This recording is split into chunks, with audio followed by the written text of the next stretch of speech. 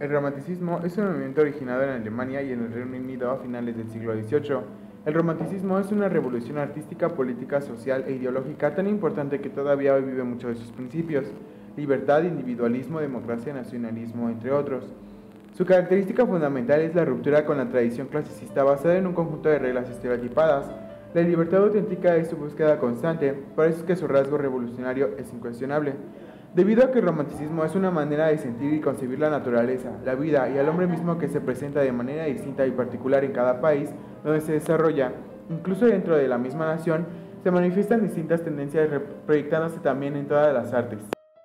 La pintura del romanticismo sucede a la pintura neoclásica a finales del siglo XVIII. Está hermanada con los movimientos sociales y políticos que ganaron cuerpo con la Revolución Francesa. El romanticismo en la pintura se extiende desde 1770 hasta 1870, dividiéndose en tres periodos. El primer periodo es el prerromanticismo, que abarca de 1770 a 1870. Se desarrolla en un paralelo con el neoclasicismo. En la siguiente pintura podemos observar la pesadilla nocturna del Fuseli en 1802, en la que observamos una mujer poseída por un incubo demonio. Segundo periodo, apogeo del romanticismo pictórico de 1820 a 1850. Es la representación de temas relativos a la historia moderna. En la siguiente pintura podemos observar el aquelarre de Francisco de la Goya en 1810. Esta pintura representa una de las formas que toma el demonio. Tercer periodo, tradición postromántica de 1850 a 1870, donde se perpetúa el romanticismo en una época denominada por el realismo. En la siguiente pintura podemos observar la Isla de los Muertos 5 de Arnold Röntgen en 1886, que representa una pequeña barca que cruzará una isla rocosa.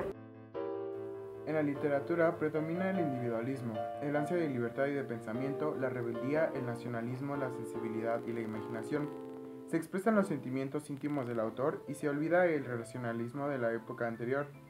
Se siente la vida como una tragedia y predomina el desosiego, la melancolía y el malestar, el inconformismo ante lo establecido. Los temas más importantes son la historia nacional y las tradiciones, la vuelta a la Edad Media y paisajes lejanos y exóticos, la mujer como protagonista, los conflictos sociales, entre otros. Algunos representantes son Antonio García Gutiérrez, el Duque de Rivas, Gustavo Adolfo Bécquer, Mariano de José Parra, entre otros.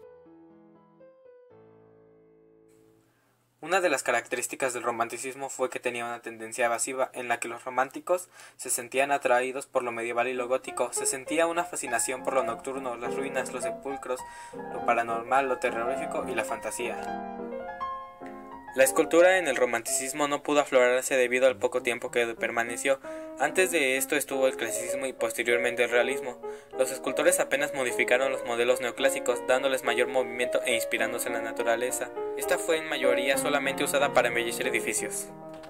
En esta escultura de Anthony Louis llamado Teseo y el Minotauro podemos notar la fascinación que se tenía por lo terrorífico y la fantasía, en donde se ve a un hombre peleando contra un minotauro. Este hombre es Teseo, en donde se ve un mayor movimiento en las esculturas. El género en el romanticismo fue la oposición a las normas, buscaba el movimiento, no se respetaban los límites de géneros y se mezclaba lo trágico con lo cómico. En la arquitectura hubo un gran interés por la arquitectura neogótica, se intentaba recuperar las formas clásicas y la estética medieval, naciendo así los historicismos. El movimiento arquitectónico en el romanticismo nació en Inglaterra, pero es en Alemania donde se cobró mayor fuerza. Un exponente de esto fue Charles Barry, que construyó el Parlamento de Londres, en el cual podemos observar que se trató de dar un estilo neogótico, queriendo así crear una arquitectura nacional. Sus características fundamentales son la reproducción exacta y completa de la realidad social. Todos los temas pueden ser objeto de atención por parte del escritor, desde los más heroicos hasta los más humildes. Para lograr este objetivo, el escritor se documenta minuciosamente, mediante lecturas y sobre terreno, sobre el tema que desea tratar. Las obras reparten su atención por igual a los personajes y a los ambientes sociales, preferentemente urbanos y minuciosamente descritos. Los protagonistas son individuos analizados psicológicamente de manera muy exhaustiva, de modo que el lector conoce hasta los más íntimos recovecos de su alma. Los novelistas realistas suelen profesar una ideología progresista y, a veces, la dejan translucir en sus novelas, aunque no se suelen pronunciar y dejan que el lector extraiga sus conclusiones.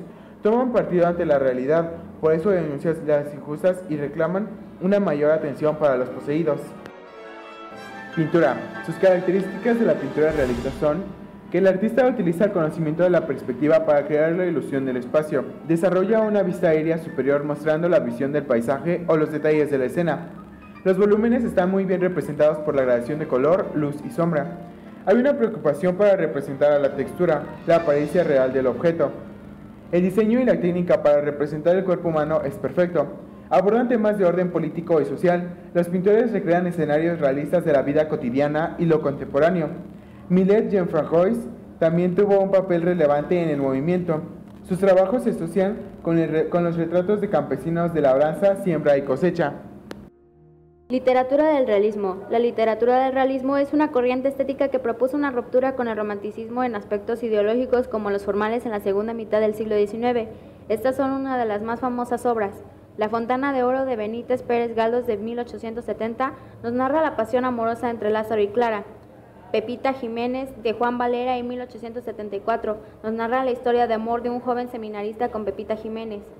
La Regenta de Leopoldo alias Clarín de 1884 nos narra la historia de Ana Osores y su matrimonio por conveniencia con don Víctor.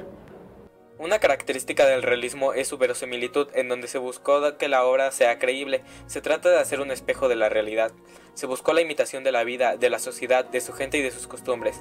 Se tiene una descripción detallada, se trata de no dejar nada a la imaginación. En la escultura la naturaleza le sirve de inspiración al escultor y predominan los temas de contenido social y los tipos populares.